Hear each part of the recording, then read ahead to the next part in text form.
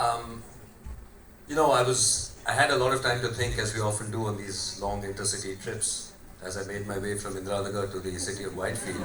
Uh, I was thinking about life, and as I was thinking about life, I was also looking out, and as I often think about, it often comes to me that, you see the dogs, the cats, the birds, you consider the 7, 8 million species of animals on this planet, and you realize that we are the only species that is having these difficult existential questions.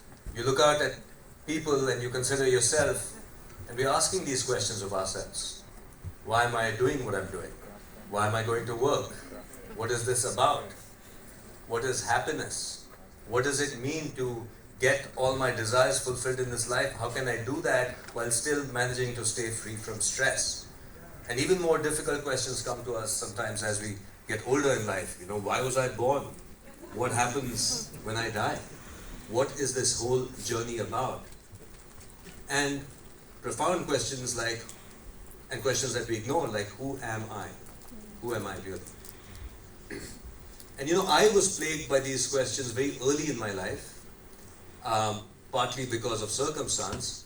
My parents are doctors, and they were doing their post-graduation in New Zealand, so I was born in the beautiful city of Dunedin. I am told because at 8 months, my parents wanted an even better life, and so they took us to the wonderful country of Libya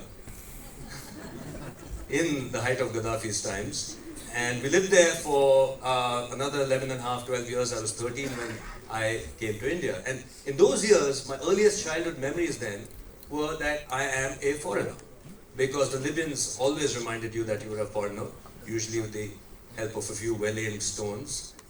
They would throw stones at Indian kids, and it was great fun for them. But for us, it was a clear reminder that you are a foreigner and your homeland is where your parents are from and where your heritage is from, and you go there once a year to spend a couple of weeks, and you yearn to go back home.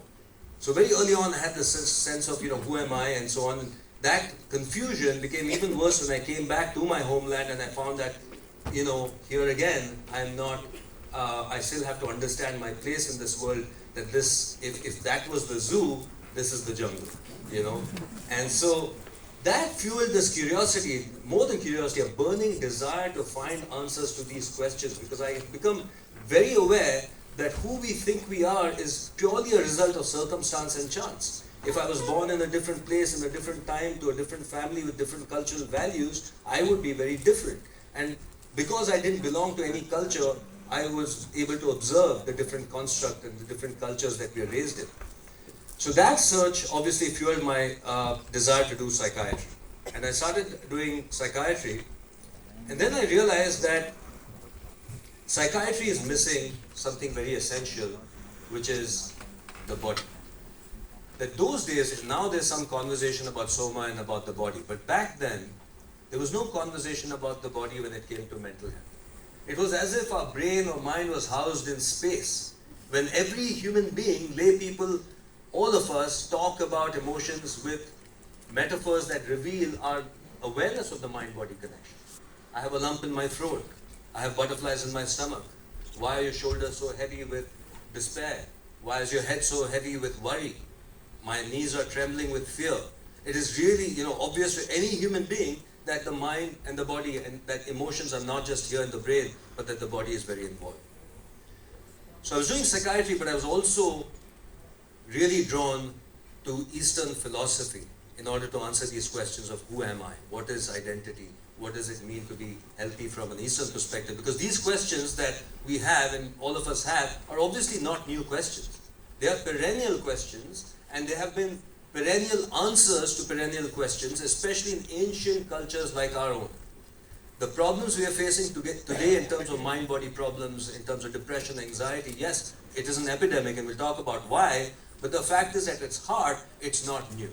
And so I discovered profound wisdom, profound insights coming to me as I was reading, as I was by then meditating. And I was always also strangely fascinated by the idea that we are the only species that is aware of our own mortality, and that we must go through life knowing that this is not forever.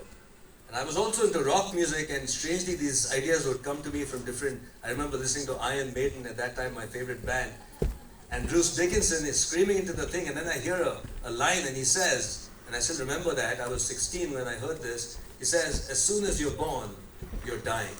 And wow, that really hit me very hard. I was like, wow, this guy is talking a lot of sense. Or, you know, it's not something in the future, this is a process of change, of loss.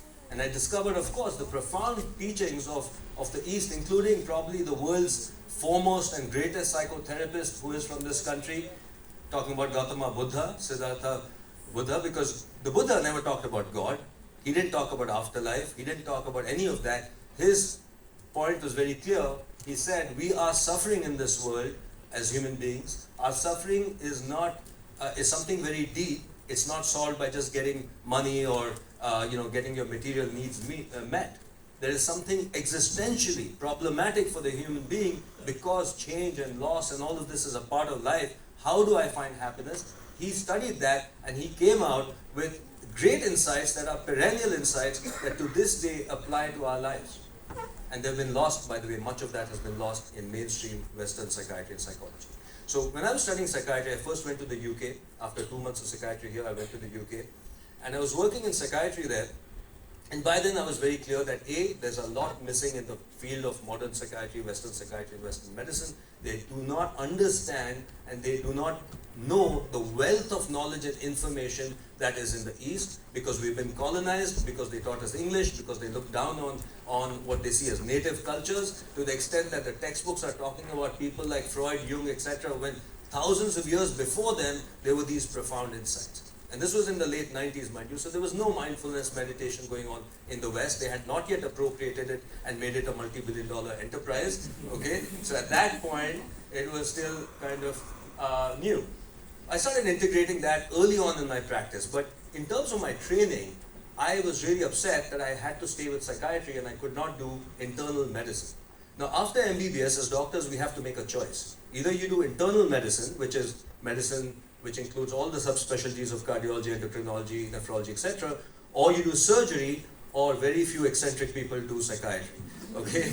So strange, we were considered very strange back then, we still are, but back then, let me tell you, the stigma extended not just to those who were suffering from mental issues, but people who were working in the profession. My parents urged me, they said, son, do not throw away your medical degree. My mother appealed to my better senses. She said, son, when you go to parties, everyone will run away from you. I said, that happens already, and that's nothing to do with my degree, but anyway. So, so you had to choose, and I didn't like that, but fortunately I discovered a training program, 16 residency programs in the United States, where they combined internal medicine, which is in a completely different silo, and psychiatry. So instead of doing 4 years of psychiatry and 3 years of internal medicine, it was compressed into an intense 5-year residency. It was a very intense program. We alternated between working in internal medicine on the ICU, on the medical floors, and doing psychiatry. So that helped me bring my interest in mind-body medicine closer. I was starting to learn. And I also did what we call psychosomatic medicine, which is the interface. But here's what I discovered. I discovered that the very language of Western medicine doesn't allow them to see the holism. Even people who studied internal medicine, psychiatry, and it's quite rare, there are about 700 doctors who specialize in these two fields, but they will still think of it in terms of two separate things interacting with each other. Even today when we talk about it, you'll say, look, the gut affects the brain, or the brain affects the gut. The reality is that the brain and gut are one unified system, and at the moment of pathology or problem, they both shift in a particular way. So this holism, Western medicine lacks the language to understand that, although already they were starting to appreciate the mind-body connection. By that time we knew that there are so many diseases that you think of as physical, but they have profound mental components. We knew by then, for example, that heart attacks fatal heart attacks are twice as more common. Fatal heart attacks are twice more common in people with something called cynical hostility. A personality trait and an emotion called cynical hostility. If you're hostile about the world and you're cynical, you have twice the risk of dying of a heart attack. Something that cardiologists would not consider. We know that depression, if someone has clinical depression and they have a heart attack, again, their mortality risk is double of someone who has a heart attack without depression. Depression is not just a mental condition, there's no such thing. Diabetes is not just a physical condition, there's no such thing. They're all mind-body conditions. We knew that chronic diseases whether it's diabetes, hypertension, cardiovascular disease on the physical side, or depression, anxiety on the mental side, actually have a common, what we call etiology, which means inflammation in the body can lead to multiple problems. So the West was really good at deconstructing things. There's no doubt about that. The West is really good at getting into the granularity, into the sort of cellular level of things. But the West cannot understand holism. It does not understand context well. It does not understand the individual well. And it seems to think of the individual as a machine and an object. And as important as those insights are, and I'm not here to decry Western medicine, I'm saying that we have to understand its limitations as well. Because the insights in Western medicine come from deconstruction and from large-scale randomized placebo-controlled trials. You and I, we are individuals. We are all different. In the East, they took the position that every individual, therefore, is different, and therefore treatment and wellness must be individualized. So we have a problem here where all the growing insights from the West are applicable, perhaps at a population level, but for the clinician, for you, for me, what does it mean for you as an individual? The second problem, many problems, one big problem I'm seeing also now, which is increasing now, is the idea that you are just a cocktail of neurochemicals. I was watching Shark Tank the other day, loved the show, and the judge said, well, when your serotonin goes up, you feel good, and when your dopamine goes up, you feel great. And this conversation I understood has become so commonplace that we are in danger of thinking of ourselves as machines with fluids that need topping up, a problem that I saw in the United States. So when I worked in the US, by the way, so after UK, I went to the US, like I said, did my residency and then joined faculty there. I was heading the program of internal medicine psychiatry.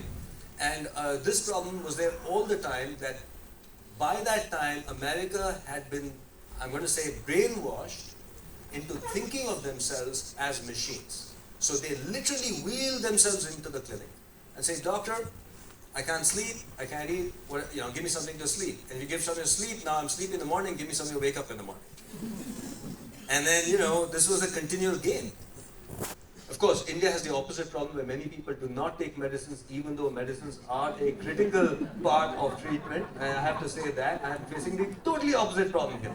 Here a person is like suffering so badly, but they do not want to take that one medicine for some reason. Although culturally, and I have to say this, and psychiatrists in the audience will appreciate it, culturally India seems to have taken to some medicines which are actually quite harmful.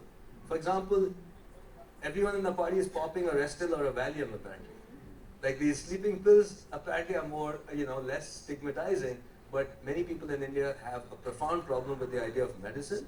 The good part of that is we in India have preserved this idea that there are things we can and must do for our health, and we shouldn't completely surrender it to the to the doctor, or the idea that, we are just a machine. That's good that we have that, but I think we need a little more balance. So, now I'm going to turn to the psychiatry part. So obviously in the internal medicine, integrative medicine part, what we understand now is that there's a big problem in current systems of medicine where you are compartmentalized and you are divided into various parts. We also start thinking of ourselves like that. If people have a chest pain, they go straight to the cardiologist. The chest pain literally could be any problem from head to toe. So we need better integration within the systems of medicine. But my bigger interest was, as I said, these profound existential questions and how to help both people who are suffering from depression, anxiety, as well as to use these insights for transformation to achieve one's highest potential. Now, the problem with Western therapy, as I saw, and as I was beginning to see then, before I left and came back to India, was that Western therapy and Western psychiatry was useful, except several significant problems. One was this reductionism problem, which I just talked about, the idea that you're just neurochemicals. But secondly, in the talk therapy space, in psychotherapy, one of the issues was that the presupposition of health was that you had to become a stronger individual. Now this was implicit in Western ideals, in American ideals. It's embedded in their constitution. They are a very individualistic society. So the entire psychotherapy rests on a fundamental Western philosophy where the individual is isolated from everything around him or her, and he or she has to become very strong and resilient and have the courage to go through this life and attain what is called now the highest version of yourself, apparently, which is a horrible thing. There is no highest or lowest version. There are actually countless, as Vani just talked to us about, countless versions of the self that come and go. But this idea that you have to be that kind of amazing individual and that is strength was one of the presuppositions of Western therapy. And the counterpoint to that recently, which is actually, there is good and bad to it, is a trauma-informed movement, which is of course very important. We've long been aware of trauma and the importance of processing trauma, and that can affect different people in different ways. But the problem now is it's been extended to create a situation where many people who engage in that kind of therapy, while initially supported and nurtured, are not challenged enough by their therapist to discover their own inner strength. And it often creates, and I was seeing it years ago in the US and starting in India, it's global, it starts, the therapy that is intended to help the individual ends up creating fragility, entitlement, and not able to take on the biggest problems of life, which is more than the problem that brought that person to the therapist in the first place. We don't want to create a generation or a nation or a society of fragile, entitled people. That kind of therapy just will not work. It's not working in the United States. It will not work for the world. It will not work for India. And now I'm alarmed because now that our awareness has increased in this country, I'm alarmed because a lot of young therapists and our society, they're hearing ideas about happiness, about strength, and about what it means to be happy and strong from the West. And that is a very dangerous trend. They cannot be the thought leaders on happiness. Can we all agree that the West cannot be thought leaders of happiness? That society is broken, it's toxic, the homicide, suicide rates are at an all-time high.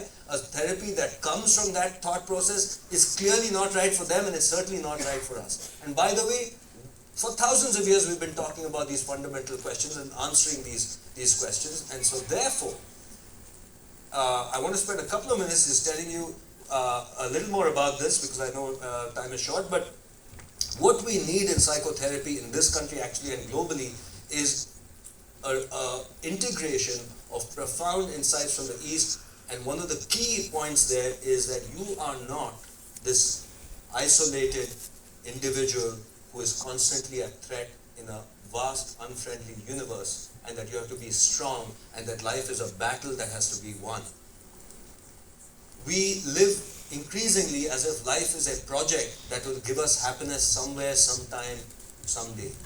And we all know, though, that that is not true, but we keep pursuing different things in order to find happiness. And everything from social media to advertising is engineered to cause feelings of deficiency, and it actually helps in some ways in terms of productivity, in terms of people aspiring for more, working hard, but it definitely decreases your sense of this inner sense of peace and completion. The sense of happiness, the sense that you are okay, the sense that, I am okay just the way I am, should be a birthright. It should not be something that we have to work hard for, because no other species has that imperative. As long as they can get their food, water, shelter met, they are as blissful as they can be. So this existential conundrum is a problem because of the engineering of our brain, which gives us constructs and narratives. We do not want ideas of happiness that are going to hijack this internal neurology and make it actually harder. So, for example, and the West is amazing at appropriating things, packaging it well, and actually making it a very toxic version of what it was. For example, the idea of non-duality, something that informs the psychotherapy I created called integral self-therapy, where through the process of meditation and the process of exploration, you realize and you experience the fact that you are beyond all definition. Every time I work with people, I'm so inspired because we don't know how powerful we are. Consider your own journey, and there would have been challenges in your life, and then you met those challenges. You became the person who met those challenges when those challenges occurred. You did not know you had that capacity until that thing happened. The roles that you play and who you think you are is only a result of certain circumstances and choices, etc. But what is informing that, the energy that's informing that, is infinite. So constructs of the self will inhibit us, and psychotherapies that only talk about those constructs, about individuality, are missing the point about the sheer power of infinity, of being in the present moment, of leaving past and future, and knowing that feeling of relaxation and bliss is actually your real state, the state that you deserve without having to do anything. And once you feel that, that is your being, and then you engage with the doing. Do whatever we have to do with this sense of experienced completion. It's not an intellectual thing. It has to be felt, and it can be through the various practices we had in our country for thousands and thousands of years. I just want to end this talk with one thought, the idea of joy, and what in the East we would call joy. And I think one of the ideas that comes to me is the idea of lila, or play. The idea that everything in the East, is according to the Eastern philosophy and thought, is divine consciousness in play. Everything is play. And the idea, therefore, is that life is not a battle to be fought, not a project to be completed. It is a dance, a flow that we must engage with. And when we are able to do that, align our own individual self with forces that we cannot control, a sense of surrender, humility, and acceptance that is an integral part of strength, then we feel that state of joy and lila. So I wish you all excellent mind-body wellness and a lot of joy and lila. And since Dr. Bhat was talking about mind and body, we have here actually a real brain. Thanks to Dr. Chandrasekhar who brought it here. So his body and this brain, so that's the whole mind body. I knew I left mine behind.